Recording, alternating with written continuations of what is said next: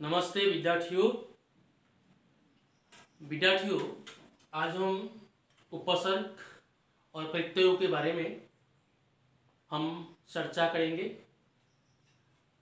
तो उपसर्ग और प्रत्यय के बारे में तुम लोग सुने ही होंगे।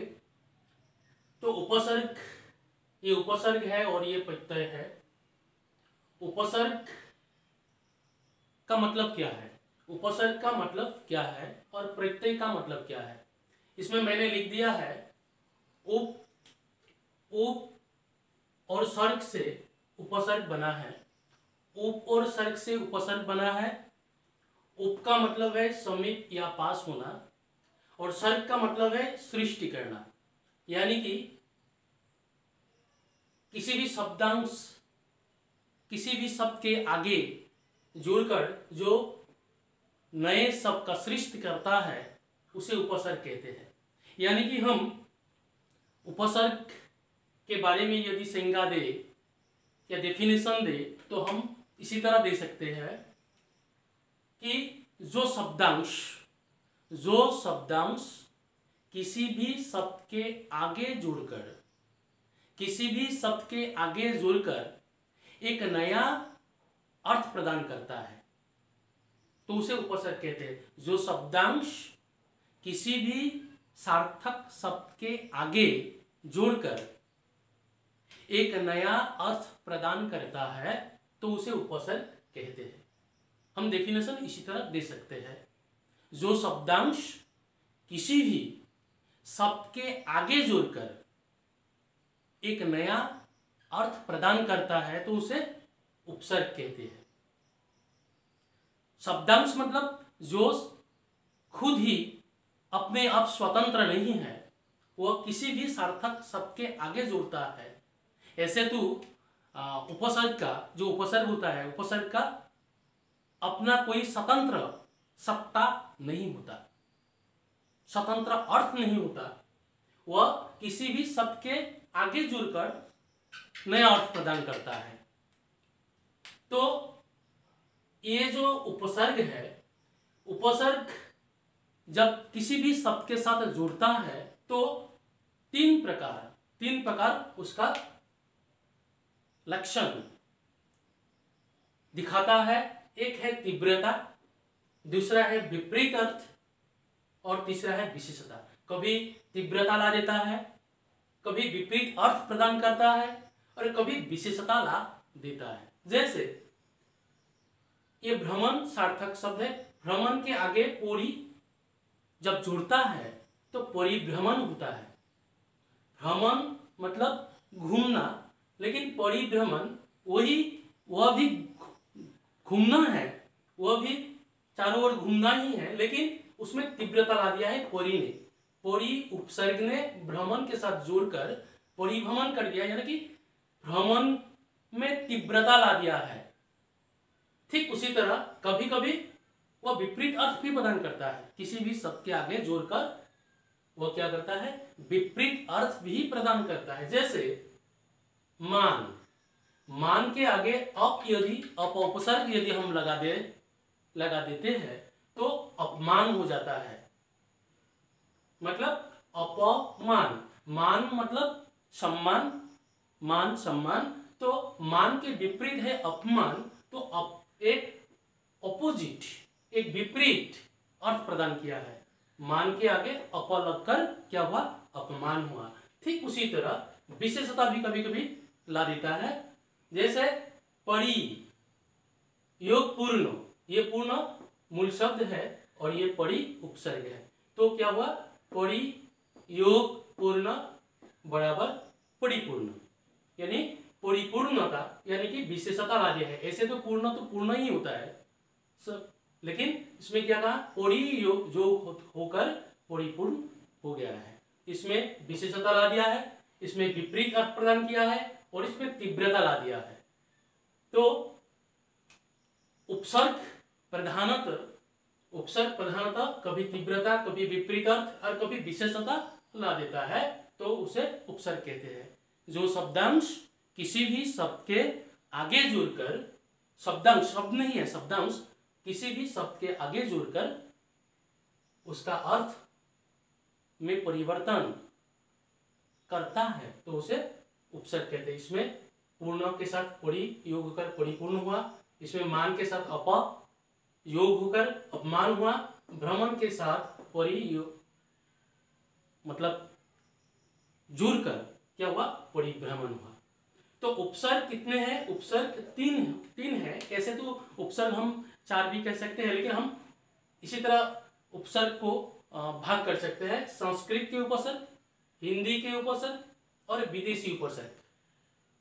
विदेशी उपसर्गों में उर्दू और अंग्रेजी भी शामिल है। तो संस्कृत उपसर्ग क्या है? अभी,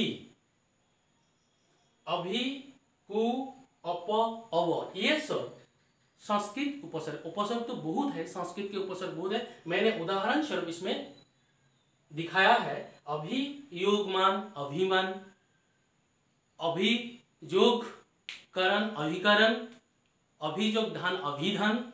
ठीक उसी तरह कु, कु योग रीति कुरीति, कु योग धर्म कुधर्म, कु योग पुत्र कुपुत्र। तो अपयोगमान अपमान, अपयोग यश यश अपयश, अवयोग हेलना अवहेलना,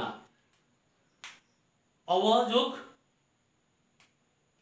धान अवधान। तो इसी प्रकार संस्कृत के उपसर्ग है। ठीक उसी प्रकार हिंदी के भी उपसर्ग है। अध योग पक्का अधपका, भर जोग पेट भरपेट। तो इसमें पक्का अधपका हो गया, भरपेट भरपेट हुआ। बीन बीन बुलाया, बीन बुलाया, जैसे बीन बुलाया मेहमान। सुयोग सुपुत्र। तो इसी तरह हिंदी के उपसर्ग है। ठीक उसी तरह विदेशी उपसर्गों में उर्दू है और अंग्रेजी उपसर्ग भी हिंदी में आया है।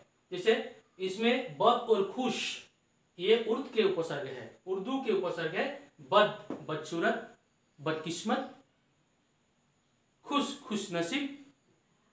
ठीक उसी तरह अंग्रेजी के कुछ उपसर्ग भी हिंदी में आया है। जैसे वाइस, वाइस प्रिंसिपल,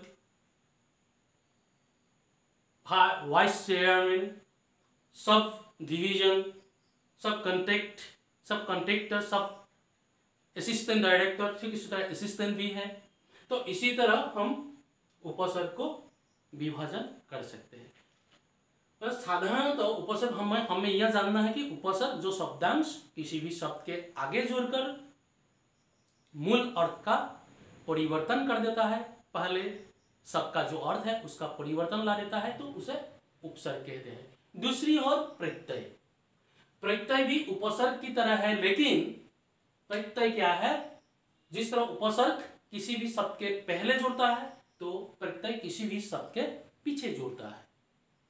तो प्रत्यय का भी अर्थ है, मतलब है प्रति का प्रति योग अय बराबर प्रत्यय।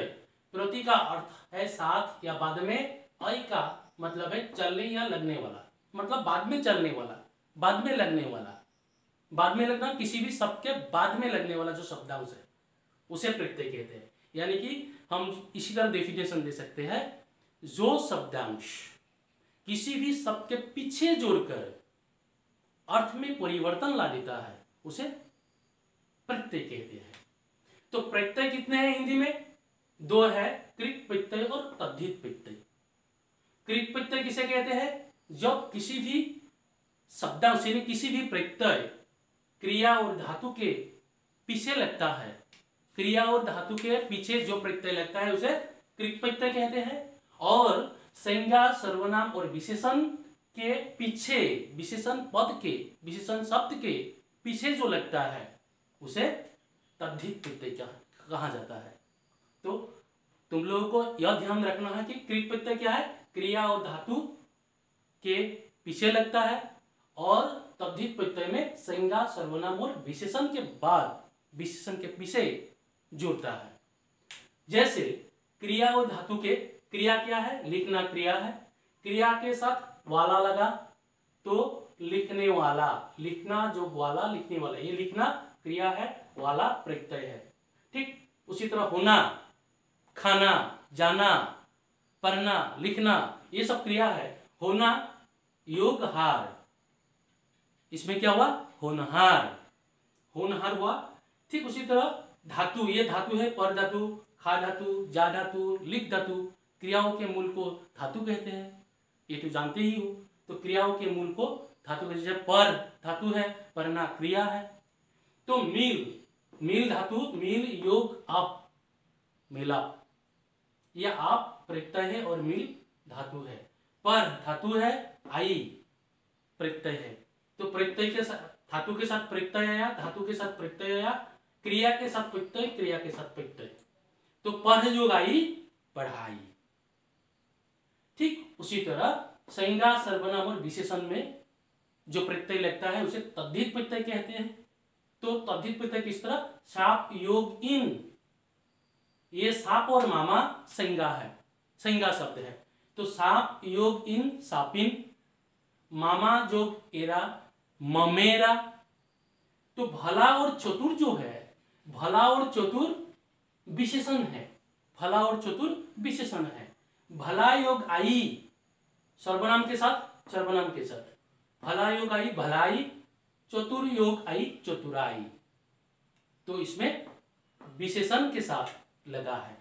नेक्स्ट सर्वनाम, सर्वनाम के साथ अपना योगपन, अपनापन, अपना योगपन, अपनापन। तो अपनापन हो गया, ये अपना क्या है? सर्वनाम है, इसके साथ पन प्रत्यय लगकर अपनापन हो गया। इसी तरह प्रत्यय भी क्या करता है? कभी कभी क्या करता है? कभी कभी संज्ञा से भाववाचक संज्ञा बनाता है, कभी कभी लिंग में परिवर्तन भी होता है। जैसे बाघ योग इन, बाघिन, पुल्लिंग से स्त्रीलिंग, स्त्रीलिंग बनाने में भी सहायक होती है। तो इसी तरह हम उपसर्ग और प्रत्यय के बारे में पढ़ सकते हैं या हम अध्ययन कर सकते हैं। तो आज के लिए यहीं पे समाप्त करते हैं, फिर जब मिलेंगे इसके बारे में विस्तार रूप से हम आलोचना करेंगे। Thank you.